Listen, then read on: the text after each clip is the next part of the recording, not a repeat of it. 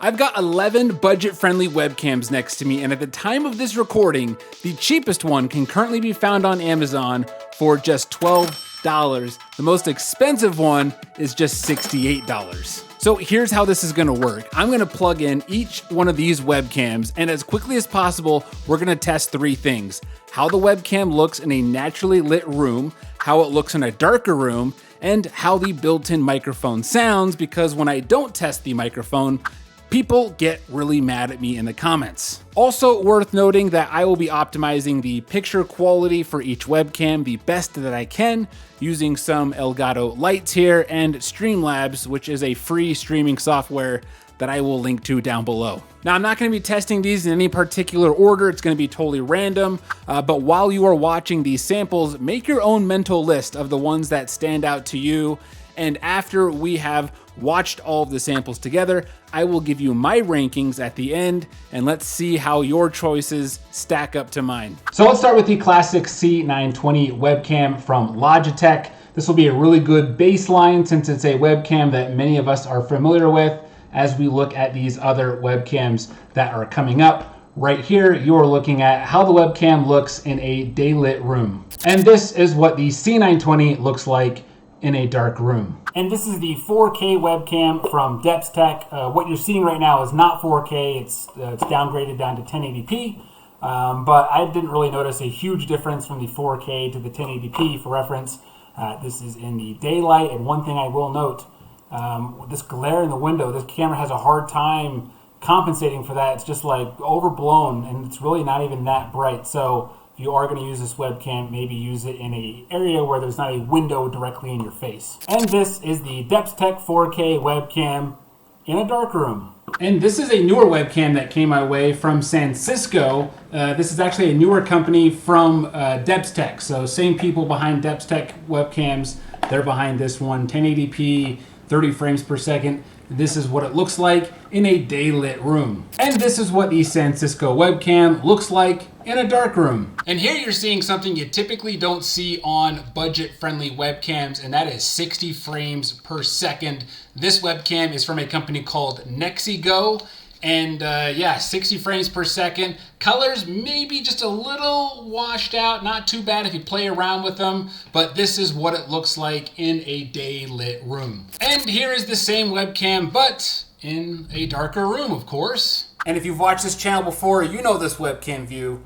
This is the Aki LM1E webcam, nice wide angle, and this is what it looks like in a daylit room. And this is what the Aki webcam looks like in a dark room, 1080p, 30 frames per second, not bad. And this here is the C960 from a company called eMeet. It's a 1080p, 30 frames per second webcam, and this is what it looks like in the daylight. And this is that same webcam in a dark room. Now, one thing to note, you're gonna notice that the hue on my skin just keeps rotating, and that's because these RGB lights back here slowly rotate through different lights. So I kept it on just because if you have a backdrop where you have RGB lighting that is rotating, no matter what I try, no matter how much light I put on my face, that keeps just screwing with the hue in the dark. So that is one thing to consider about this webcam if you're going to be using it in the dark. And this is one that I'll never be able to pronounce correctly.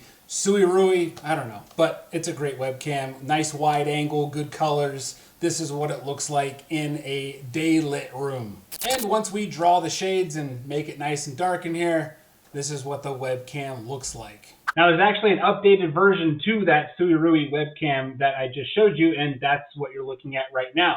Packaging looks pretty much the same, 1080p, 30 frames per second. Picture looks pretty much the same. The one big difference is I am noticing a little bit of latency from when I move my hand to when I see it on the screen. It's not huge, but it is noticeable. We'll see how it comes out on the actual video, but this is what it looks like when you're recording in the daylight. And this is what it looks like in a darker room with the new model of the Suirui Full HD webcam. This is the Sentinel webcam from a company called Techgear. It is a 1080p, 30 frames per second resolution. This is what it looks like in a daylit room. And this is what the Sentinel webcam from Techgear looks like in a dark room. And this is the Stream webcam from a company called Vitade. It is a 1080p, 30 frames per second webcam, and you're looking at it in a daylit room. And then this is what the Stream webcam looks like in a dark room. So this is a really interesting webcam. It's from a company called LarmTech, and it's the W5 model. And this is what it looks like when it is in a daylit room. And this is what that same webcam looks like in a much darker room. So those are the samples. I've now watched them all back, and I'm ready to give you my list. But before we rank the webcams, can we all agree that the built-in microphones you just heard were awful sounding? If you are using a webcam for streaming, you absolutely should be using a dedicated microphone, and you don't have to spend a lot of money to do that. Maybe you noticed, maybe you didn't, but I'm using a much cheaper USB microphone than I was at the beginning of this video, and I wanted to plug this in and just record the rest of this video on this much cheaper microphone just to prove my point that you can still create great content with budget-friendly gear, and I'll link to this mic down below if you want to check that out. So after examining all of the webcam footage, here are my final rankings. Last place goes to the C-Meet camera. While I do like the wide field of view on this, the fact of the matter is it looks like I have some kind of Instagram filter on, and you know, me in a dark room where the lights change color and it couldn't match the hue and keep that, this camera flopped in the test. Number 10 goes to the W5 webcam from LarmTech. The big reason this didn't get dead last is because of the super low price, like 12 bucks. But the high contrast, the fisheye style lens effect this webcam has, it's gonna put it near the bottom of the list. Number 9 is the camera from Nexico. I would say this is the big upset of the list. Having 60 frames per second, I thought this would rank on the higher end of the list. And while the frames do hold true, you know, light and dark, I could not for the life of me get the color to look good on this. And so for that, I've got to dump it at number 9. Number 8 is the Tech Gear Sentinel webcam. In terms of color and frame rate, this actually did really well, but my biggest beef is while it's not as obvious as the webcam, you know, that C-Meet had, there is that big Instagram filter look, leaving the picture not as sharp as I would have hoped. Number 7 is the Stream webcam from Vitade. The contrast is a bit high for my taste, but it still had enough detail to come off as a good picture, and while in the dark it did appear to lose a little bit of its frame rate, color-wise it still held up. Number 6 is the newer version of the Suirui webcam. This was neck and neck with the Vitade webcam. Some trade-offs. While it's not as good as the original Suirui webcam, and it's even more expensive than the original, it still holds color really well. It performed especially well in that darker setting than it did in the lighter, and for that, I put it at number 6. Number 5, we've got the 4K webcam from Depstech. Had some issues with the high light exposure in this case, but in both the light and dark situations, it kept its frame rate really well.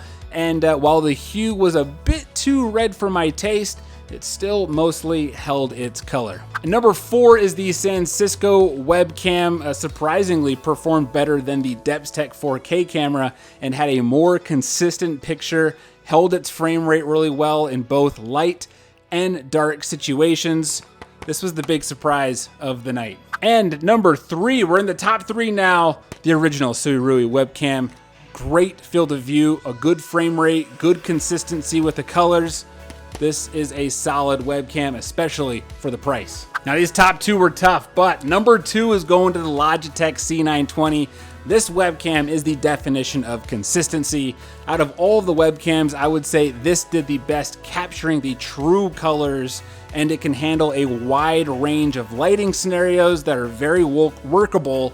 A big part is that because Logitech has their own software, there's a reason it's been more than a decade and that the C920 is still like the most popular webcam people buy. And that means at number 1, we have got the Aki webcam. Insane return on investment. The super wide field of view looks awesome while keeping the colors clear and clean. Right now, this webcam retails on their website for 30 bucks. There's always deals floating around, so if you join the free Tech Audit TV Discord, I actually just posted a deal on this webcam that I found Not sure how long it's gonna last, but it drops the price down to 15 bucks, which is crazy for this webcam. I will link to the Discord down below, along with all of these webcams down in the description. And if you are curious as to the process of optimizing webcams to make them look a little bit better than they do when you first plug them in, and how I did that with all these webcams tonight, check out this video right here. I take you through how I turned a pretty low quality webcam and made it look like a much more expensive webcam. So I'll see you over there in that video.